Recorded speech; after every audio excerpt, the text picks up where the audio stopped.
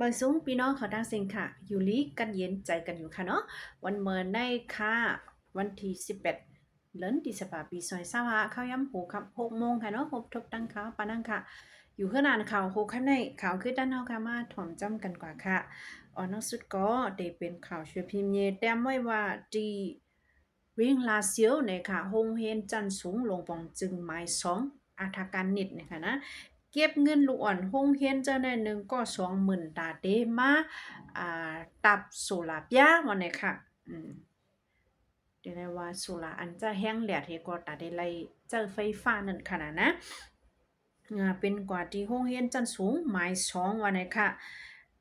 ตาเดไล่ไฟโซลาร์ในเสก็มีลองเก็บเงินหนึ่งก็20,000นะคะนะอำว่าอ่าเฮือนหนึ่งหลังในเดมี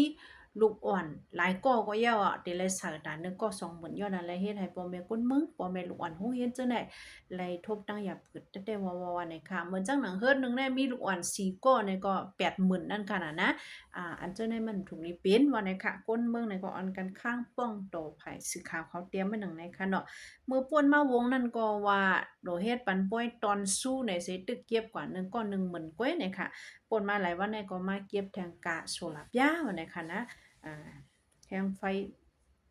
เจ้าแทงไฟแหลดสายแหลดนั่นน่ะนะในก็เลยว่าเป็นอืมตั้งอย่าพืชนั่นค่ะนะแต่เลยว่าตากพี่น้องเจออันทุกค่าขันเจออยู่หาเฮ็ดหากินเลี้ยงต้องหยาบได้ก็มันก็หยาบใจเอาค่ะเนาะอันนี้ก็โหนึงค่ะสืบเสียวก็คอมชินซึกมันเขาเมื่อเอาหมักปล่อยสาดีวันเสโตเนอเจเวงแวดแลดวันนี้ค่ะเฮ็ดให้มีคนลูกตายและคนหมาเจ็บวันนี้ค่ะนะเนอวันที่17ป่นมาเมื่อคำว่าในค่ะDecember 17วันเข้ายามกลางคืนกลางค่ำ8 โมงไป8 โมงครึ่งจำ9 โมงวันนี้ค่ะความเช่นซึ่งวันเอาเฮอวินเมื่อปล่อยหมากสายที่วันเสโตเจเวงแวดแลดเฮ็ดให้มีคนลูกตาย4 เกาะหมาเจ็บ5 เกาะวันนี้ค่ะป้าแทงใครเอานางยิงแต่ก็กำยากินเอาเด็กๆค่ะนะก็ภายแทงอีก1 ปีออกมาค่ะนะว่าเลือนได้มีนางยิงเนอมึงโฮมตุ่มยำมาลูกตายก็มักกะฮือนะแต่ไรถ่อมแทงค่ะเนาะขาวนะเลือนได้นำกาเติงยำรถการลำหนึ่งไฟไหม้รู้แล้วกว่าวันไหนค่ะแทง2 ลำซ้ำเติงยาจากหมักเสก็รู้แล้ววันไหนค่ะแล้วก็มาถ่อมด้วยทางข่าวโหในฟองค่ะ ข่าวใต้ทีวีออนไลน์เฮาค่ะแต้มว่ายอบไล่จุ่มเหตุการณ์แล่นเงิน6 เกาะตีวันปางสิมเว้งนำลันเมื่อวันที่17เหลือถั12ปีซอย25เข้ายามกลางใน9 โมงยอบไล่คนเหตุการณ์แล่นเงินและเครื่องกองกลางลังนักตั้งน้ำตีวันปางสิมเว้งนำลันอันมีเนอใจเว้งสีปอและหันซึกมันปืนเผาไว้หนังไหนของสีซึกมันลาดว่าย้อนมีก้นป่องขาวมาแลจังไรกว่ากดทัดด้วยเนอปืนตีหันก้นแหลนเงินเจ้าเคอเขหาก็อันอยู่เนอซุ่มพายางสิเหตุการณ์แหลนเงินปืนอยู่วันไหนคะยอบไรป้านนั่งยิงอันเป็นเจ้าคือมันก็หนึ่งพ้องเข้ากว่ายอบก้นแหลนเงินนั่นไรมีลองพูดยื้อกันดังซึก SPP ป้าและยอบไรก้น SPP 3ก็คมป้าดังหลักนากำพองวันไหนคะเหลือนั่นยอบไรป้าคอม70ไป6ลูกฝนปักไป60ลูก iPad 10 ลูก router 10 เครื่อง USB stick 37 อันจากไฟ3 ลูก Starlink 19 อันและโคของต่างเมียวป้าดังนำวันในค่ะเมื่อป่นมันเลินโนเวบา25ปี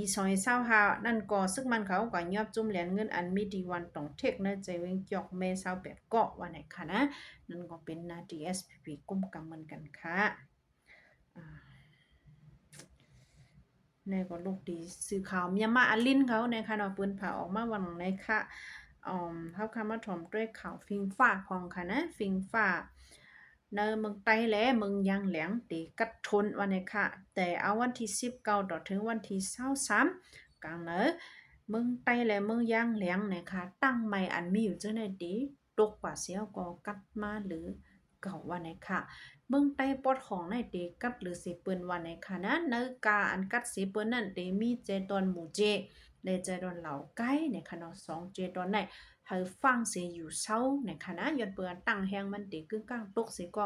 กัดแฮงโปจี ลงไว้ว่าไหนค่ะย้อนนั่นแหละย้อนปันฟังพี่น้องเขาอันอยู่ปื้นดีใจตอนหมู่เจเลยเหล่าไกแค่นตอหางเฮ็ดตัวไว้ลงนาอยู่อุ่นๆเฮ็ดให้มีลองหางแฮนไว้นั่นค่ะนะว่าปกัดมาแห้งๆตีสืบอยู่จังฮื้อนะคะเนาะเหลือนั่นอ่ำก้าติกัดป้าเมืองมันเหมือนจังนาง อ่ป่ากือมะกวยนิปิโตเว้งหลือเมืองยางผึกเจ้าในก็ติกัดป้าวันไหนค่ะไว้นั่นมาแต่วันที่20ถึงวันที่24อันเขาว่ามันได้เป็น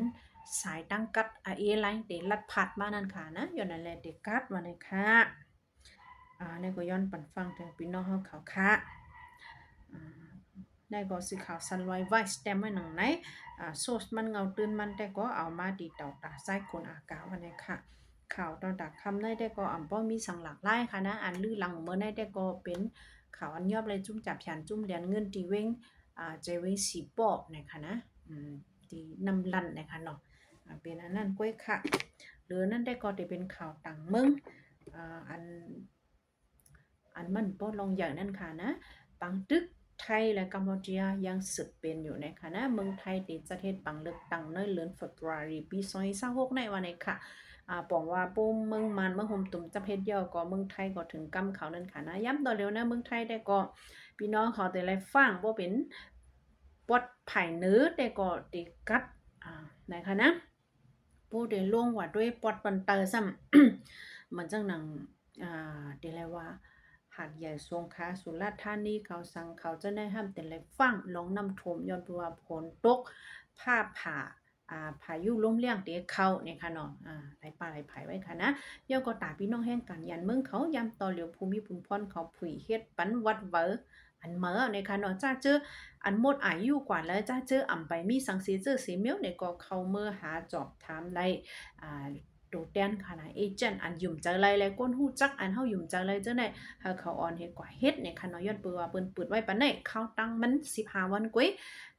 แต่เปิดปันวันที่12ป่นมาในจนถึงวันที่26ในวันนี้ค่ะนะข่าวตั้ง15วันกุ้ยเนี่ยค่ะเนาะนั่นข่าวตั้งในก็แค่นต่อ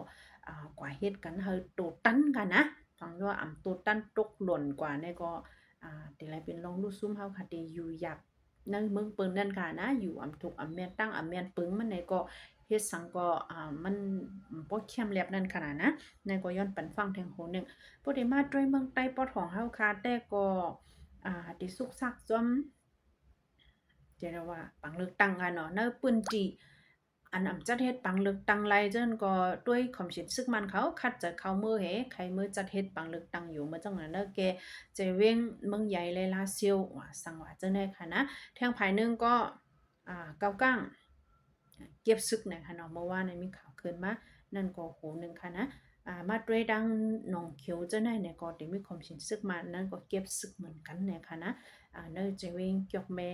และสีปอดได้ก็เข้าข่าวไปแรงยินข่าวหลากหลายสังหรือสิข่าวจับฉันอันเมื่อไกลเนี่ยค่ะน้องย่อเลยจับฉันในก้อยก้อยกาจื้อคนนี้เลยอยู่ลมใจอีนึงค่ะนะวงวังในโจมมันกว่าปล่อยหมักต่างที่ต่างแลนในค่ะเนาะค่ะความป้อสุไลมาอ่านปันเขาหมักแตกกระปุ้นกระนาวในเฮาค่ะเป็นอะไรก็เรียนใจกว่าจุกแก็บกำนั่นค่ะนะในก็เปิงเป็นเมืองใต้เอาค่ะเนาะบ่ได้มาด้วยเมืองใต้ปอดจานได้ก็ผู้ลักก้นจนผู้ลักก้นจนลึงนะคะนะใจปอดจานไว้ค่ะเนาะกูดีกูแลเนอร์เมื่อโฮมตุมยามายามต่อเหลียวเป็นไว้หนังนั้นอยู่ยาวค่ะเก็บซึกเฮเดี๋ยวมีจะไหนกันค่ะนะข่าวผูกสังซ้อมสังก็รายการรายคันเฮซุ่มเฮเนี่ยค่ะเนาะหลังจะลึกคือจะในก็ใจค่ะได้ป้อไข่เลียกำในมาด้วยขันค่ำค่ะขันค่ำได้ซ้ำถึงกว่า90แสนไป30,000เนาะในค่ะนะวันเมื่อไหร่ขึ้นได้ขึ้นว่าในค่ะเนาะมันห่างไกลกันตั้งเงินเขาก้นเจ้าอยู่เนอะเมืองหกตุ่มยามานาวค่ะนะขันค่ำดังกาแห้งอันเท่าไรเนื้อ1 วันในค่ะเนาะวันนั้นค่ะเลยถามพี่น้องเขากว่าขันน้ำมันจักมีจื้อพองคาเนี่ยมาแตกด้วยเนื้อปัดปื้นเมืองหุบตุ่มยามาเนี่ยเพอแค่เข่งไรมึงระแข็งค่ะนะ1ลิตรเนี่ยถึงกว่า20,000นะคะเนาะดีระแข็งเนี่ยค่ะนะย้อนเปอเดี๋ยวเลยว่าเมืองเขาก็สุกแห้งซะเป็นเมืองอันออกน้ำมันเมียนทางก่อนค่ะนะก้อยกาเขาในเลยซึกกาเตะเนี่ยค่ะเนาะย้อนเปอตึกเป็นซึกค่ะนะ เบิ่งเขาในทุกแห่ไว้หลายปลาหลายไผ่ข้าวยำคาก็ดีเต็มเยอะแล้วเฮาค่ะจงไปมาพบ